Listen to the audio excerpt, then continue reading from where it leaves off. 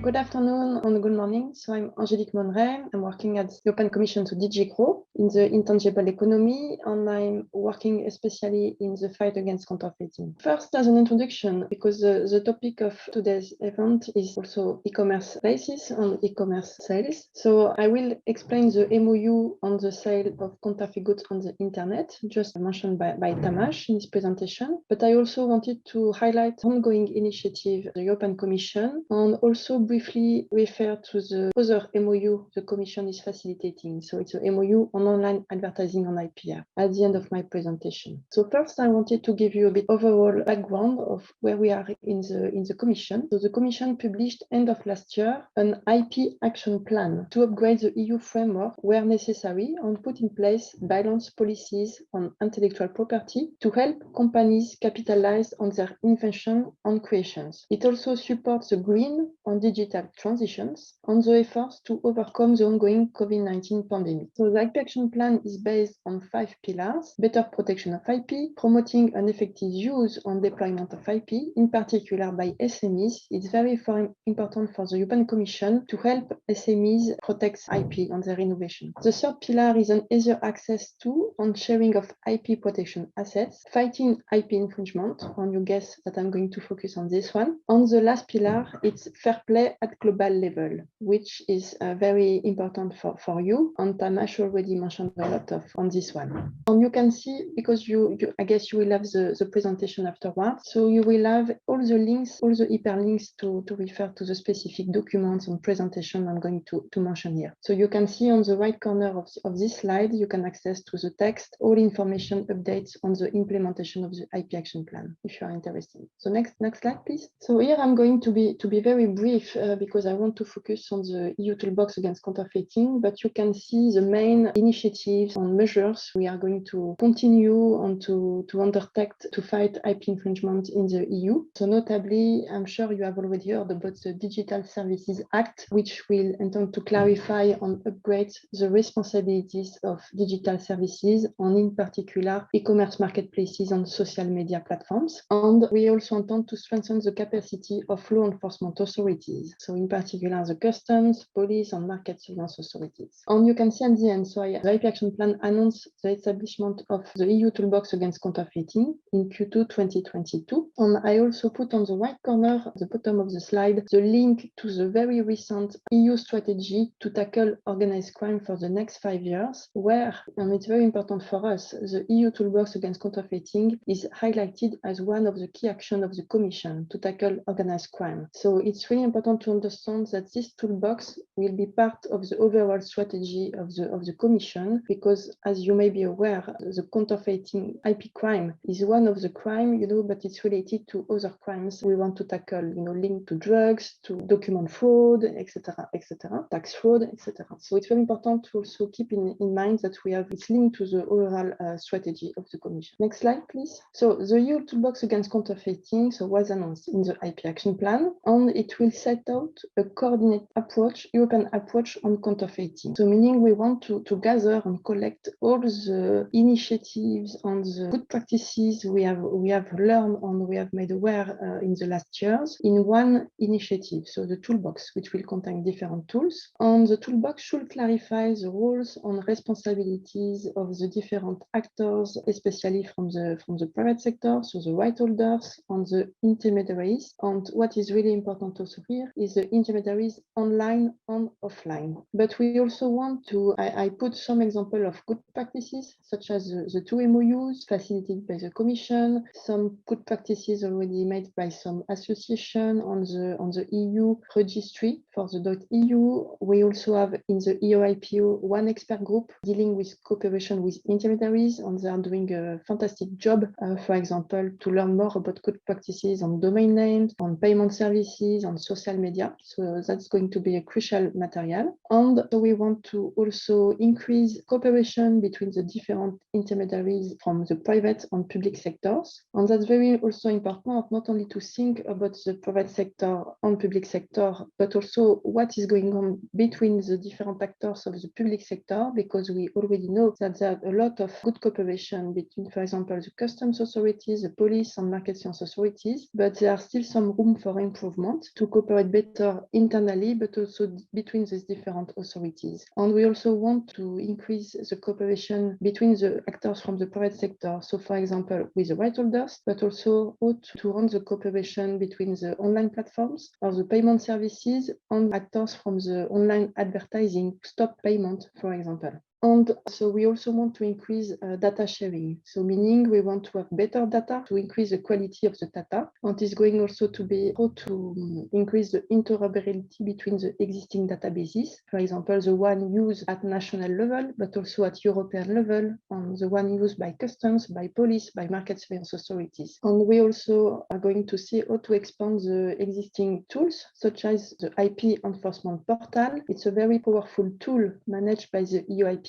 where currently the right holders and the law enforcement authorities at national and EU level are gathering information and exchanging information. But later, in the middle term, we could have also some intermediaries entering into this secure platform, this secure tool, to also exchange information with the right holders and the law enforcement authorities. And finally, we are also looking how to promote the use of new technologies, such as image recognition, artificial intelligence, on blockchain to fight IP infringement. So you can access all this paper. I'm not going to detail them, but that's very interesting paper on the use of new technologies on project. Next slide, please. So just a quick overview on its non-exhaustive list, but already of all the key players we have in mind. So starting with the right holder and the intermediaries. So you can see that it's quite a long list of intermediaries because we want to cover all the supply chain, from where the goods starts and where the goods ends in the consumer home. And we are also,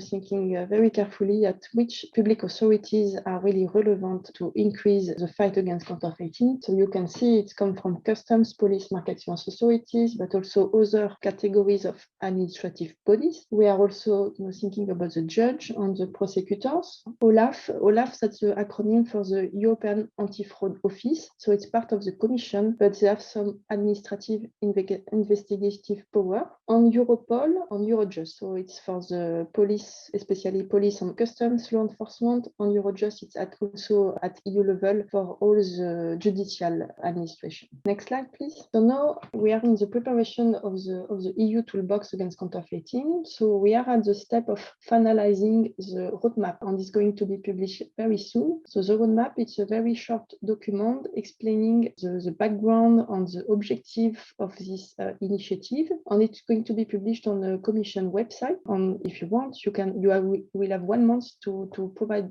us with feedback on this roadmap, on this initiative. So if you are willing to cooperate, we would be very grateful to see your views on this one. We have also launched a Commission inter-service steering group. I'm not going into detail, but it means that we are cooperating very closely with all the services from the European Commission working on the fight against counterfeiting. So it means that this initiative, the EU Toolbox, will be a very broad instrument, as you have already understood, and it will gather all the different services to cover, all the fight against counterfeiting. Then what could be also of your interest is we are also going to use the International IP Enforcement Summit, which will be on the 22nd and 23rd of June. I put some information on the website, and there is an agenda, and let me know if you are interested to participate. So it will be a big event, 1 day and a half, with high-level speakers and also some practitioners from the public and private sector to explain all the good practices and discuss the challenges they encounter. So it's going to be a very interesting event. And the Commission is also going to launch a stakeholder dialogue, so to gather all the key players from the public and private sector.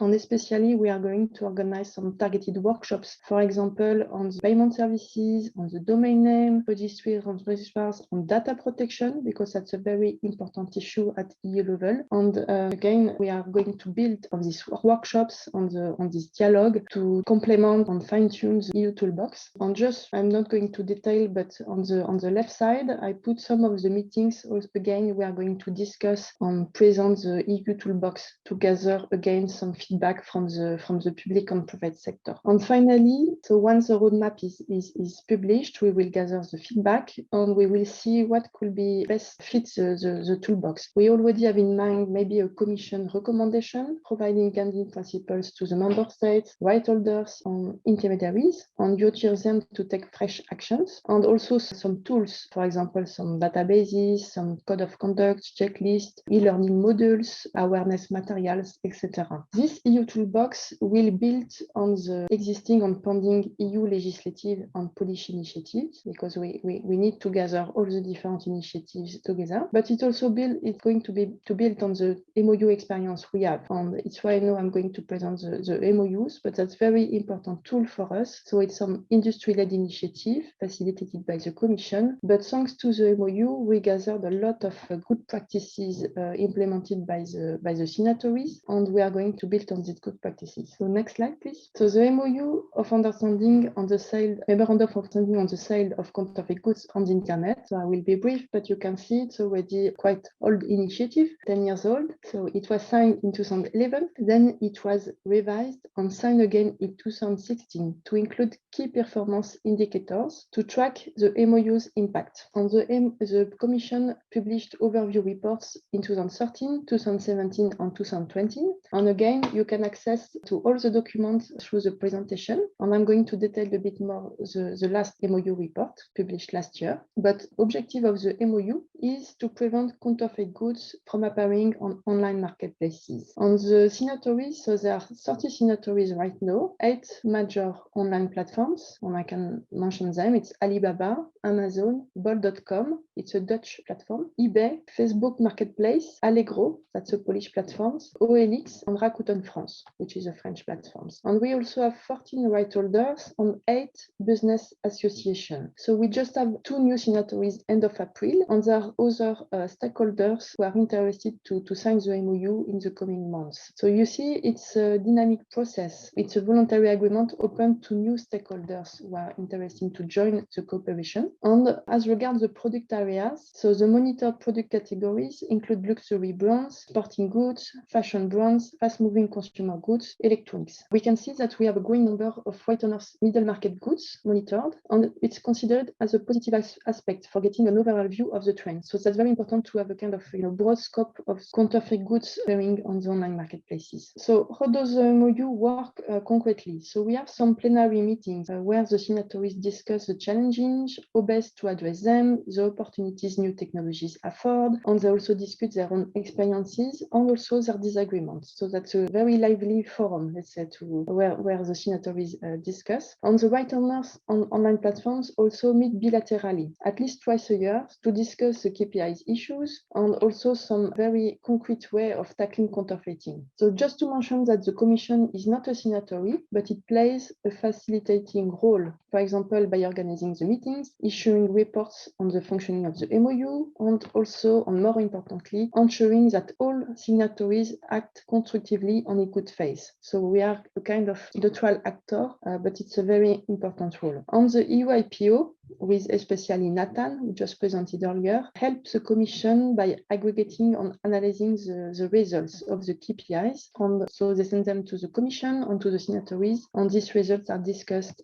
during the meetings. Next slide, please. I'm going to be brief on this one because you have the link to the report and everything is explained there, but I can already just mention that in this report, so it confirms continuous cooperation on the removal of counterfeit goods from online marketplaces between June 2017 and October 2019. And the majority of signatories assess their collaboration under the MOU positively. In particular, they think that the MOU is a good platform for exchange. So it allows close cooperation and information exchange, which are key ingredients to improving the efficiency and effectiveness of their anti-counterfeiting measures. And the MOU allows the signatories to discuss the challenges in online counterfeiting in a regular and pragmatic manner. And that's also very important because we know that at least twice a year we are meeting, plus they have additional calls on bilateral meetings also to discuss. And it really helps also, for example, to have a specific contact point from the right owners on the platforms. And it really helps them to build on trust and to increase the cooperation. On the MOU, it also serves also as a laboratory to identify good practices in key areas. And I will just list them in the next slide. And we have also some concerns. There are also some consent on the KPIs, but I'm not going to enter into details on this one. So just if you are curious, so you can read in the report. So we have detailed the good practices on these different topics,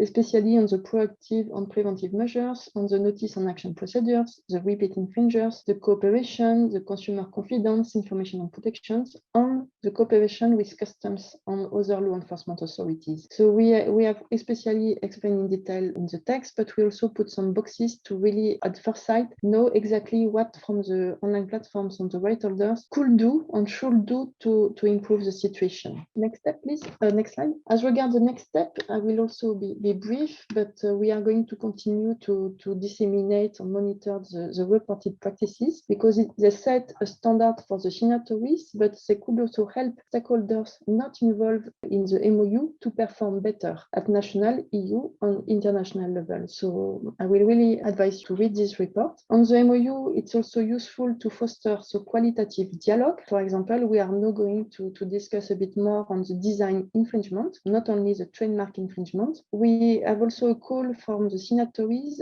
on the cooperation with law enforcement authorities. So here I can already tell you in the last two meetings, we had experts from Europol on the European Anti-Fraud Office, so at EU level, but the expert dealing with counterfeiting. And we had very, very interesting discussion between the right holders and the platforms on these experts to at least know what they are doing each other and also how to increase their cooperation. So it was a very fruitful discussion. We are also going to target counterfeit goods that threaten consumer health and safety, and that's underway. And because it's still a limited group of stakeholders, we are also encouraged to the participation of other interested parties in the MOU. So we already have some classified ads websites, but we are going to see how to involve social media firms, search engine, payment services, shippers, and price comparison portals. Again, it's with the intention to have all actors involved on the supply chain. And maybe I'm going to skip the one on the MOU, on the